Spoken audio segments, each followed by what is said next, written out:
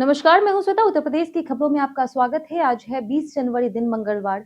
खबरों की ओर बढ़ने से पहले एक महत्वपूर्ण बात।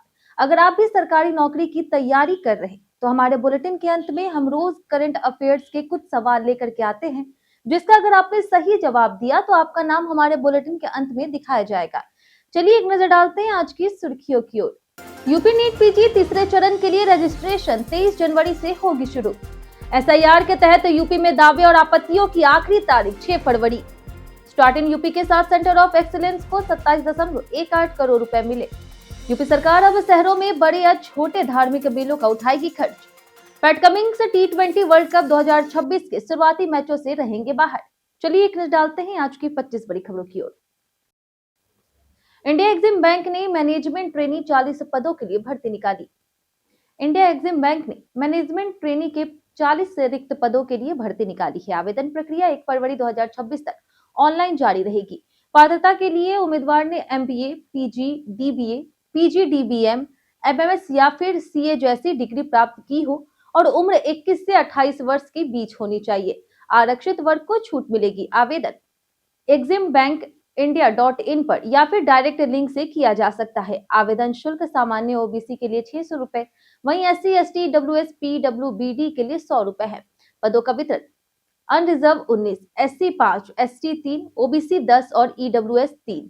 फॉर्म भरने के बाद प्रिंट आउट सुरक्षित रखना अनिवार्य है। यूपी नीट पीजी तीसरी चरण के लिए रजिस्ट्रेशन 23 जनवरी से होगी शुरू।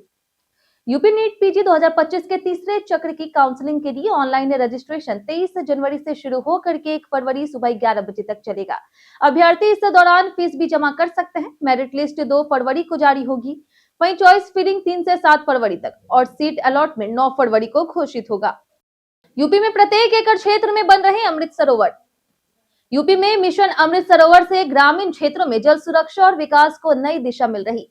अब तक 19,111 से अधिक अमृत सरोवर तैयार हो चुके हैं, जबकि 25,000 से अधिक पर निर्माण जारी है। प्रत्येक सरोवर न्यूनतम 1 एकड़ क्षेत्रफल में बन रहा, जिसमें 10,000 क्यूबिक मीटर जल धारण क्षमता हरित पट्टी विकसित की जा रही। SIR के तहत यूपी में दावे और आपत्तियों की आखिरी तारीख 6 फरवरी। यूपी में मतदाता सूची के विशेष गहन पुनरीक्षण यानी कि SIR अभियान के तहत दावे और आपत्तियां 6 फरवरी तक जमा की जा सकती है। मुख्य निर्वाचन अधिकारी नवदीप रेनवा ने बूथों का निरीक्षण कर अभियान की समीक्षा की। BLO ने मतदाता सूची पढ़कर सुनवाई और मृतक, स्थानांतरित या फिर दोहरी प्रविष्टि वाले मतदाताओं की जानकारी साझा की है। स्टार्ट इन यूपी के साथ सेंटर ऑफ एक्सीलेंस को 27.18 करोड़ रुपए मिले। स्टार्ट इन यूपी नीति के तहत 7 सेंटर ऑफ एक्सीलेंस को कुल 27 करोड़ रुपए स्वीकृत किए गए हैं। यह केंद्र ब्लॉकचेन, AI, 5G या फिर 6G, medical, electronics, health informatics और ड्रोन टेक्नोलॉजी जैसे क्षेत्रों में स्टार्टअप विकास, अनुसंधान और रोजगार सृजन को बढ़ावा देंगे। प्रत्येक केंद्र को अगले 5 वर्षों में 10 करोड़ रुपए तक का सहयोग मिलेगा। यूपी सरकार अब शहरों में बड़े या छोटे धार्मिक मेलों का उठाएगी खर्च। यूपी सरकार अब शहरों में बड़े और छोटे धार्मिक मेलों का खर्च उठाएगी। वित्तीय वर्ष 2025-26 में प्रांतीय मेलों के लिए 50 करोड़ रुपए उपलब्ध कराए जाएंगे। नगर निकायों में प्रस्ताव लेकर के स्थानीय और कम चर्चित धार्मिक मेलों को भी प्रांतीयकरण के तहत समर्थन मिलेगा। इसका उद्देश्य स्थानीय संस्कृति और धार्मिक आयोजनों को बढ़ावा देना और आयोजन में बेहतर व्यवस्थाएं सुनिश्चित करना है। गो आश्रय स्थलों के लिए यूपी में हरा चारा उत्पादन हुआ तेज। प्रदेश के गोवंश के पोषण के लिए कब्जा मुक्त गोचर और चारागाह भूमि पर बड़े पैमाने पर हरा चारा उत्पादन किया जा रहा। अब तक 7,140 हेक्टेयर में बुआई हुई है और अगले 2 वर्षों में 35,000 हेक्टेयर पर उत्पादन का लक्ष्य रखा गया। यह पहल गोवंश संरक्षण और पशुपालन को मजबूत बनाने में सहायक है। जाने कैसा रहेगा यूपी के मौसम का मिजाज। प्रदेश में अगले 48 घंटों में पश्चिमी विक्षोभ के प्रभाव से तापमान 2 से 4 डिग्री सेल्सियस बढ़ेगा और कोहरे में कमी आएगी। 22 जनवरी के पश्चिमी उत्तर प्रदेश के कुछ हिस्सों में वर्षा की संभावना है, जो 1 से 2 दिन तक जारी रह सकती है। इससे मौसम में बदलाव के साथ ठंड से राहत मिलने की उम्मीद है। अब स्मार्टफोन से पता चल पाएगा सर्वाइकल कैंसर। अब स्मार्टफोन से ही सर्वाइकल कैंसर की पहचान संभव होगी। IIT कानपुर और GSVM मेडिकल कॉलेज ने मिलकर के कल्प AI नाम का AI ऐप विकसित किया है। यह ऐप ग्रामीण क्षेत्रों में आशा और ANM के स्मार्टफोन पर डाउनलोड कर महिलाओं की स्क्रीनिंग करेगा। ऐप फोटो के आधार पर कैंसर का पता लगाएगा और स्टेज भी बताएगा। अपर्णा यादव से तलाक लेंगे पति प्रतीक यादव। समाजवादी पार्टी के प्रतीक यादव अपनी पत्नी अपर्णा यादव से तलाक लेने जा रहे हैं। उन्होंने यह जानकारी इंस्टाग्राम पर साझा की है। प्रतीक ने अपर्णा को स्वार्थी महिला बताते हुए आरोप लगाया। उन्होंने पारिवारिक रिश्ते बर्बाद किए और केवल प्रसिद्धि और प्रभाव पाने में लगी रही। उन्होंने कहा कि अब वह इस रिश्ते को आगे नहीं बढ़ाना चाहते। लखनऊ छावनी में 6 से 20 फरवरी तक आयोजित होगी अग्निवीर भर्ती रैली। लखनऊ छावनी के एएमसी स्टेडियम में 6 से 20 फरवरी तक अग्निवीर भर्ती रैली आयोजित होगी। इसमें यूपी के 13 जिलों के करीब 13,000 अभ्यर्थी भाग लेंगे। चयन अग्निवीर जीडी टेक्निक, क्लर्क या फिर स्टोर कीपर और ट्रेड्समैन पदों के लिए होगा। वहीं अभ्यर्थियों को निर्धारित तिथि पर रात 2 बजे तक रिपोर्ट करना अनिवार्य है। अंतरिक्ष नायक शुभांशु शुक्ला को यूपी गौरव सम्मान मिलने की प्रबल संभावना। भारतीय वायुसेना के ग्रुप कैप्टन और अंतरिक्ष यात्री शुभांशु शुक्ला को 24 जनवरी को यूपी गौरव सम्मान मिलने की प्रबल संभावना है। लखनऊ निवासी शुभांशु आईएसएस पहुंचने वाले पहले भारतीय बने। AX-4 मिशन में 18 दिन अंतरिक्ष में रह करके उन्होंने 60 से अधिक वैज्ञानिक प्रयोग किए, जिससे देश और प्रदेश का नाम रोशन हुआ। विधान भवन गुंबद पर लाइट लेजर शो में प्रदर्शित यूपी का गौरव और संस्कृति। लखनऊ के विधान भवन के ऐतिहासिक गुंबद पर प्रोजेक्शन मैपिंग आधारित भव्य लाइट और लेजर शो शुरू किया गया। मुख्यमंत्री योगी आदित्यनाथ और प्रधानमंत्री नरेंद्र मोदी की तस्वीरों के साथ उत्तर प्रदेश के गौरवशाली इतिहास, संस्कृति, विरासत, स्वतंत्रता आंदोलन और विकास यात्रा को आधुनिक टेक्निक के जरिए जीवंत रूप में प्रस्तुत किया गया, जो राजधानी का नया आकर्षण बना है। नगर निगम को मार्च तक टैक्स वसूली सुनिश्चित करने का निर्देश। लखनऊ नगर आयुक्त गौरव कुमार ने नगर निगम अधिकारियों को निर्देश दिए हैं कि मार्च तक की टैक्स वसूली जनवरी में ही पूरी की जाए। बड़े बकायेदारों की सूची बना करके उनके खिलाफ कुर्की और सीलिंग की कार्रवाई की जाए। नॉन टैक्स रेवेन्यू और यूजर चार्ज वसूली पर भी जोर दिया गया। पिछले साल की तुलना में 60 करोड़ रुपए अधिक वसूली हो चुकी है। अगले 100 दिन में हर विद्यालय में होगी कांग्रेस शिक्षक प्रकोष्ठ इकाई गठन। कांग्रेस ने शिक्षक प्रकोष्ठ को मजबूत और सक्रिय बनाने के लिए संगठन सृजन अभियान शुरू किया है। प्रदेश कांग्रेस मुख्यालय में हुई बैठक में अगले 100 दिनों में हर विद्यालय स्तर पर प्रकोष्ठ इकाई गठन का लक्ष्य रखा गया। सभी प्रकार के शिक्षकों को जोड़ करके सशक्त संगठन खड़ा किया जाएगा और उनके मुद्दों को प्राथमिकता के साथ हल किया जाएगा। यूपी के पर्यटन में आज बात होगी मणिकर्णिका घाट की। वाराणसी का मणिकर्णिका घाट दुनिया के सबसे पुराने और पवित्र अंतिम संस्कार स्थलों में से एक है। यहाँ रोज कम से कम 108 शवों का दाह संस्कार किया जाता है, जो हिंदू धर्म में पूर्णता और मोक्ष का प्रतीक माना जाता है। घाट पर होने वाली इस प्रक्रिया से आत्मा को शांति मिलती है और आध्यात्मिक ऊर्जा संतुलित रहती है। यूपी में वन डिस्ट्रिक्ट वन वेटलैंड योजना जल्द होगी लागू। प्रदेश सरकार वन डिस्ट्रिक्ट वन वेटलैंड यानी कि ODOW योजना शुरू करने जा रही। इसके तहत प्रत्येक जिले में एक प्रमुख वेटलैंड का संरक्षण, पुनर्जीवन और विकास किया जाएगा। योजना में इको टूरिज्म, परिस्थितिकी और सांस्कृतिक महत्व को ध्यान में रखा जाएगा। चयनित वेटलैंड भविष्य में पर्यावरण संरक्षण और स्थानीय आजीविका के नए अवसर पैदा करेंगे।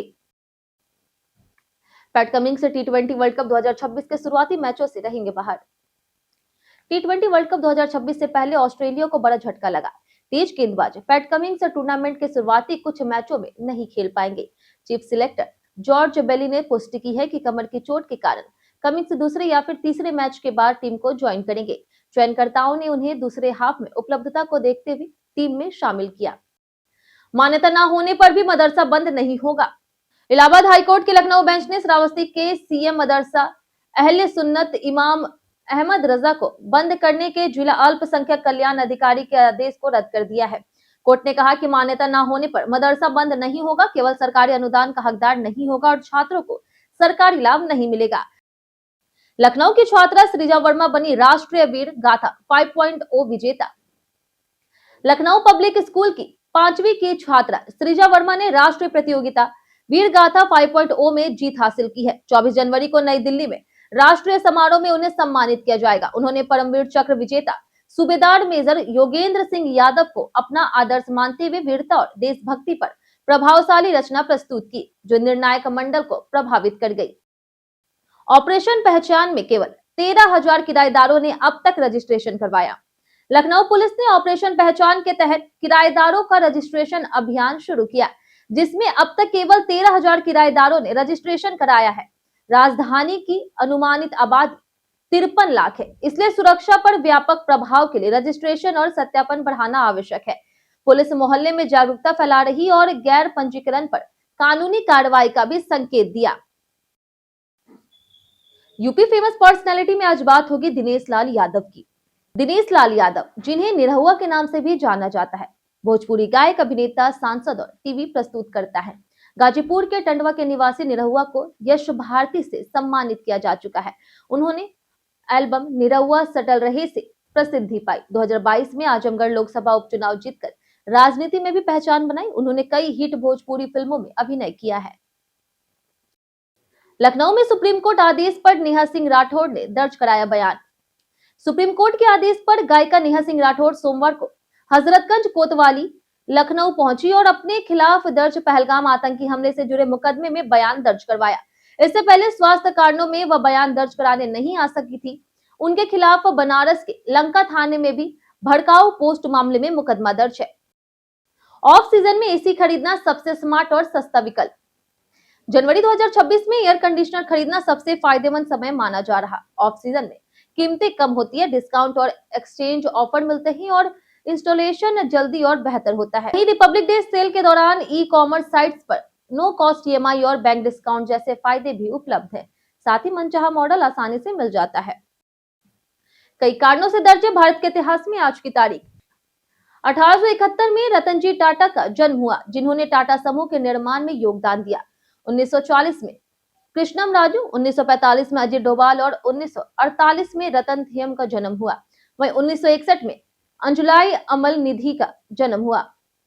वहीं 1993 में लांस नायक करम सिंह, 2005 में परवीन बॉबी और 2022 में अरुण वर्मा का निधन हुआ। हम प्रतिदिन आपसे 5 ऐसे जरूरी सवाल उसके जवाब बताएंगे जो कि यूपीपीएससी जैसी अन्य प्रतियोगी परीक्षाओं में काम आएंगे। सवाल इतिहास, यूपी स्पेशल, विज्ञान, करंट अफेयर्स और भूगोल से रहेंगे।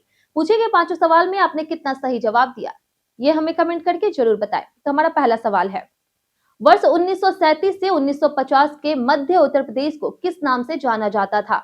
ऑप्शन ए संयुक्त क्षेत्र, ऑप्शन बी संयुक्त प्रांत, ऑप्शन सी संयुक्त राज्य या फिर ऑप्शन डी संयुक्त भाग। इसका सही जवाब है ऑप्शन बी संयुक्त प्रांत। हमारा दूसरा सवाल है कि ब्रिटिश काल के प्रथम चरण में उत्तर प्रदेश से किस प्रेसिडेंसी का अंग था? ऑप्शन ए है बंगाल प्रेसिडेंसी, ऑप्शन बी है अवध प्रेसिडेंसी, ऑप्शन सी है मद्रास प्रेसिडेंसी या फिर ऑप्शन डी बंबई प्रेसिडेंसी। इसका सही जवाब है ऑप्शन ए बंगाल प्रेसिडेंसी। हमारा तीसरा सवाल है कि उत्तर प्रदेश को विभाजित कर नवंबर 2000 में किस नए राज्य का गठन किया गया? ऑप्शन ए है झारखंड, ऑप्शन बी है उत्तराखंड, ऑप्शन सी है छत्तीसगढ़, ऑप्शन डी इनमें से कोई नहीं। इसका सही जवाब है ऑप्शन बी उत्तराखंड। हमारा चौथा सवाल है कि क्षेत्रफल की दृष्टि से भारत में उत्तर प्रदेश राज्य को कौन सा स्थान प्राप्त है? ऑप्शन ए पहला, ऑप्शन बी है तीसरा, ऑप्शन सी है पांचवा या फिर ऑप्शन डी आठवां। इसका सही जवाब है ऑप्शन सी पांचवा। हमारा आखिरी सवाल है कि उत्तर प्रदेश राज्य का राजकीय पुष्प क्या है? ऑप्शन ए कमल, ऑप्शन बी है गुलाब, ऑप्शन सी है गेंदा या फिर ऑप्शन डी ब्रह्मकलश। इसका सही जवाब है ऑप्शन डी ब्रह्मकलश। बीते दिन बहुत से लोगों ने हमारे वीडियो को लाइक और कमेंट किया था। जिन्होंने हमारे वीडियो पर लाइक और कमेंट किया उनके नाम है मोहम्मद सिद्दीकी, विजय सैनी, स्वतंत्र कुमार यादव, नरेंद्र गौर, मनीराम सिंह, वीरेंद्र कुमार, तपीश यादव, तरुण कुमार, विनोद तिवारी, सत्येंद्र कुमार, सूरज यादव, राणा सिंह, चंदन लाल और आकाश कुमार। इसी के साथ बढ़ते हैं आज के सवाल की। आज का सवाल है, आपके जिले में सड़कों और यातायात की स्थिति क्या है? आप अपना जवाब हमें हमारे कमेंट सेक्शन में लिखकर जरूर बताएं। आज के लिए इतना ही। उत्तर प्रदेश की तमाम खबरों के साथ बने रहने के लिए देखते रहे डेली यूपी। और साथ ही अगर आप यूट्यूब चैनल पर देख रहे हो, चैनल को सब्सक्राइब कर दे। अगर आप फेसबुक पेज पर देख रहे हो तो लाइक और फॉलो जरूर करें।